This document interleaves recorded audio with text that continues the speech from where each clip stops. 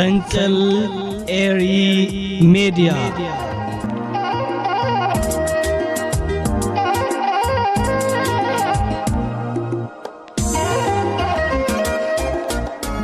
سلام تقاطعتي مدبات فنقل اير ميديا كميتم سيو نلوم عربي 12 تحساس زبلكو بكلايت حسته مدبات قريب لكو نمكتالكم بخبر يعدم سماي مكتال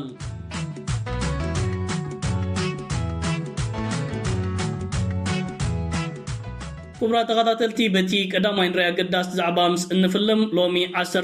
تحساس سمم مع الجرس اب مونغيرتران ايثيوبيان كابز ختم 25 عامات اوتير يركبالو وانا صحفي ودب حبرات هاجرات انتونيو غوتيريز نزي مقنيات مغبار لومي مغلص زرغيو يركبالو ابز زرغيو وزركب جلو مغلصيتات اب مونغيرتران ايثيوبيان سمم الجرس ناي موداتان قيادن كابز ختم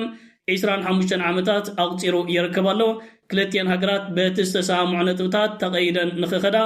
لالاونتنن دوباتنن نحد حدن كبابرا صاوعيتاتو بمحلاف نسمم عسمرا كلتشن 18 بمتكاس كلتين هاجرات جميرونوز نبرا سلماو ركب نابزعابي درجاتات نمعبايو داغماي نخسرحون وانا صحفي نايت ودب انتونيو غوتيريز ام مغلصيتاتو اسفيرون تغيسون يركبالو ازوانا صحفي ودب حبرات هاجرات ابزحج وان امونغ ايرتران ايثيوبيان تفتيرو زركب زلو حدغنيا مفتات كاب ايرتران ايثيوبيان حليفو نزو زبان نكالوت هاجرات افريكان حدغنيا شعبينات كم زلو بمحبار سرعت بلصقنا كابز قبر زلو توتاقي تكبرات نخوطبن بتزار منجدي نسرعات بلصقنا ابلعلي وقساتات يحلفو يركبالو سرعات بلصقنا بترغاغم قوانات نكتاتلون نعزبون كم زلنا نلالاونت ايرترا كدفري ودب عسبن افدق بحرن قدن كركبه بزرربن تزي كوينو بوتهادراو حيلي كوينات كفيته ودب عسب كمول سينا بلا نخلت عمتات فقراتات اكايديو ودب حبرات هاجرات كمودب نزي سرعات بلصقنا زي كايدو زلو عود فقراتات زملكت وقعوي مغلصيتات هبن لومغن بزي مغلصيتات بيلو سرعات بلصقنا زي كايدو زلو عبود منقسقاس كاب ايرتران ايثيوبيان حليفو نزو زبا ناب حدغنيا كنتات كم زوسدون اجاز جبر زلو حدغنيا منقسقاس نيچارتراتن متكلاتن ودب حبرات هاجرات زتحس سلازخونه سرعات بلصقنا بسمم عسمرا 2018 كمون بوعل الجرس تغيرو نخخيديو صاوعيتات قريبو زركب زلو سب سلطان سرعات بلصقنا وتهادراين ازستي بعبيو عشل مرحناي تهاجر ابي احمد اغاطيمون زلو دبلوماسياوي صقطاتن ابت هاجر تخسيتو زركب زلو ማህበረ ቁጠባዊ ፖለቲካዊ ኩነታት ፎትሖ ስለዘይካለ ንወደብ ዓሰብ ከም መጣልዒት ካርታ ብምውሳድ ኣብ ልዕሊ ህዝብን መንግስትን ኤርትራ ኩናትን ወራራትን ከፍት ብምባል ኣእምሮ ኢትዮጵያውያን ንምጥምዛዝ ፈተነታት የካይዳሎ ብዓብይውን ዝተፈላለዩ ምስ 4 ኪሎ ቅርበት ዘለዎም ወገናት ይገልጽዎ ከም ዘለው ስርዓት ብልጽግና እዚ ዘካይዱ ዘሎ ከምዚ ዓይነት ዕቡድ ምንቅስቃሳት ሃገራት መፅን ከም ሽንግሎኩም ንምባል ኣብ ልዕሊ ካልኦት ሃገራትን ውድባትን ጸጥታት ንምፍጣር ዝጥቀመሉ ዘሎ ሜላ ምዃኑ በተረጋጋም እዋናት ይገልጽለው ስርዓት ብልጽግና ንክልተ ዓመታት ፈኪሩ ናብ ህዝብን መንግስትን ኤርትራ ግን ወስክብል አይካለን ዋና ጸሐፊ ውድብ ሕቡራት ሃገራት አንቶኒዮ ጉተሬዝ بعابيو اتتكال بزو قداين بزو حجي تخسيتو زركب زلو كنتات شاغلوتون بمقلات سرعات بلتقنا بوعل الجيرس كمون بسم معسمرة 2018 تغيرو نخخيد كلتين هاجرات لالاو نتنن دواتنن تخبابيرن نخخدا عبيت ملغتات يحلفو يركبالو ازقا نارات كيلون سرعات بلتقنان حادة كابتلومي اقات ايمون دركب زلو عبيت تفعيت كوين يركب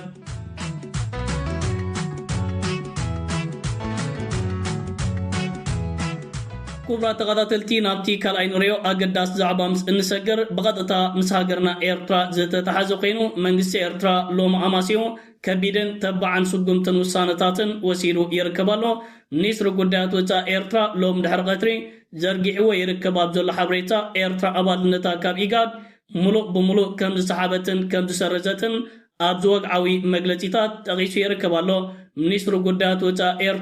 ايرترا ابشعن شعات ميتن تيسعان سلستن إيقاد كمسرتن كله بمارحنة ايرترا كمز تمسرته كاب كلتشعن حموشتنات حزقن إيقاد أبلع له حزب منقسن ايرترا تتعراري مرقتيتات معاز أبلع له حزب هاجرن عبيت بدلاتن قفعتاتن كم تفتمه كاب كندي مدكلاتون تولخون بموتا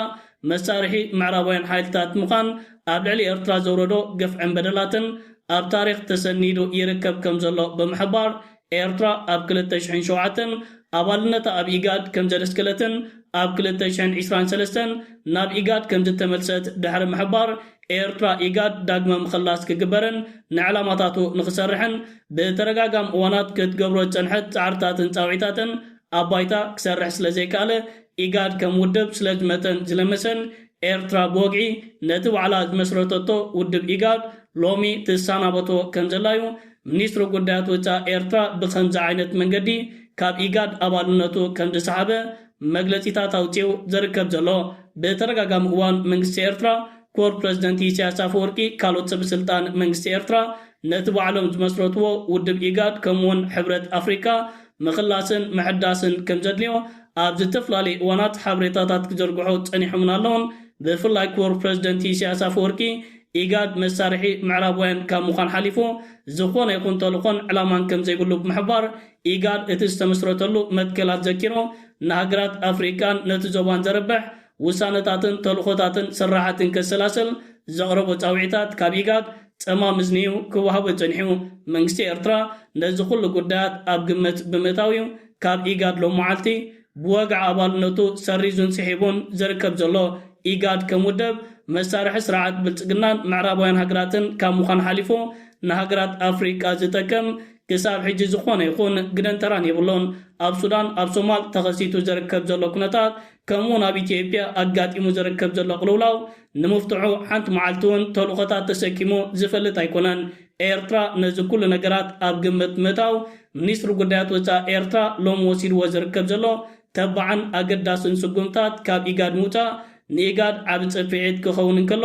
ነተን ኣብ ዝርከባ ዘለዋ ካልኦት ኣባል ሃገራት እውን ተመሳሳሊ ስጉምታት ከም ናይ ኤርትራ ንክወስዳ ዘተባብዕ ስጉምቲ ኮይኑ ይርከብ ኢጋድ ነዚ ኤርትራ ኣውፅኣቶ ትርከብ ዘላ መግለፂታትን ኣባልነታ ካብ ኢጋድ ምስሓባ ስዒቦ ዝኾነ ይኹን መግለፂታት ይሃበን ኢጋድን ሕብረት ኣፍሪካን ኣብዚ ሕጂ እዋን መሳርሒ ስርዓት ብልፅግናን ምዕራባዊ ዓለም ካብ ምዃን ሓሊፎም ንህዝብታት ኣፍሪካን ናይ ዞባን ዝጠቅም ዝኾነ ይኹን ስራሓት ኣብ ታሪኮም ኣሰላሲሎም ዝፈልጡ ይኮኖን ሚኒስትሪ ጉዳያት ወፃኢ ኤርትራን መንግስቲ ኤርትራን ነዚ ተባዕ ውሳነታት ምውሳዶም በዛ ኣጋጣሚ ክነመስግኖም ንፈቱ ኤርትራ ነዚ ውሳነታት ትወስድ ዘላ ኣብ ኣገዳሲ ግዜን እዋንን እዩ ኮር ፕሬዚደንት ኢሳያስ አፈወርቂ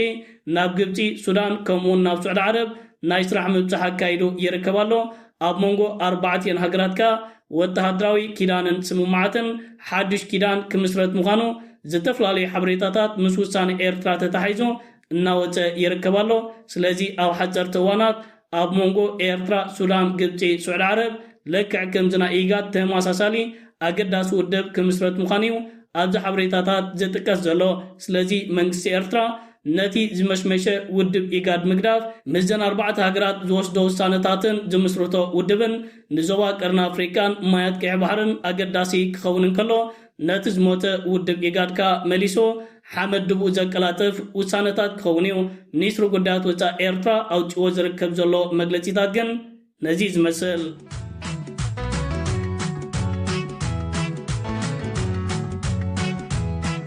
ክቡራት ተኸታተልቲ ናብ ሳልሳይ ናይ መወዳእታ ንሪኦ ዛዕባ ምስ እንሰገር ስም ህዝብን መንግስትን ኤርትራ ንምፅላም ኣብ ማሕበራዊ መራኸቢታት ዝተፈላለዩ መርበባት ሓበሬታ ኣስማቶም ዓብዪ ብምግባር ተፈላጥነትን ዓብ ስምን ዝናን ከም ዘለዎም ንምምፃል ዝተፈላለዩ ፀብፃባት ከውፅኡ ንዕዘብ ኢና ኣብዚ ዘውፅዎ ፀብፃባት ከዓ ስም ህዝብን መንግስትን ኤርትራ ንምፅላም ዝተፈላለዩ ሓበሬታታት ይዝርግሑ ኣለዉ ኣብዚ ቅንያት ተዘርጊሑ ዝርከብ ዘሎ ሓደ ፀብፃብ ኣብዚ ዓመት ከም ዝተዘርግሐ ምሲልካ ስም ህዝብን መንግስትን ኤርትራ ንምፅላም ይጥቀምሉ ኣለዉ እቲ ሓበሬታ ኣብ 2016 ዝተዘርግሐ ኮይኑ ብሓደ ሙሽሙሽ ዝኾነ ሰዓብ ዘይብሉ ውድብን መርበብ ሓበሬታን ዝተዘርግሐ እዩ ስለዚ ከምዚ ዓይነት ሓበሬታታት ክመፅእ እንከሎ ዝኾነ ይኹን ኤርትራዊ ክናውፅ የብሉን ብፍላይ ኣብዚ ሕጂ እዋን ዝተፈላለዩ መርበብ ሓበሬታታት ዓለም ለኻዊ ተቐባልነት ከም ዘለዎም ንምምሳል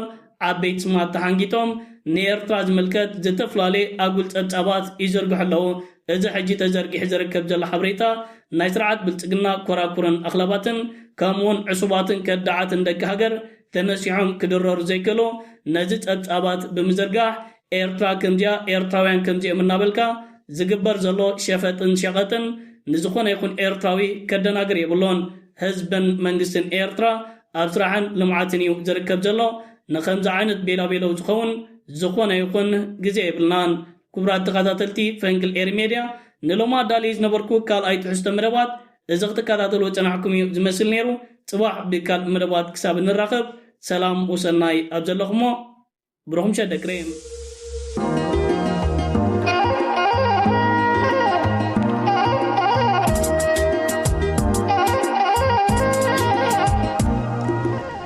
ፈንቅል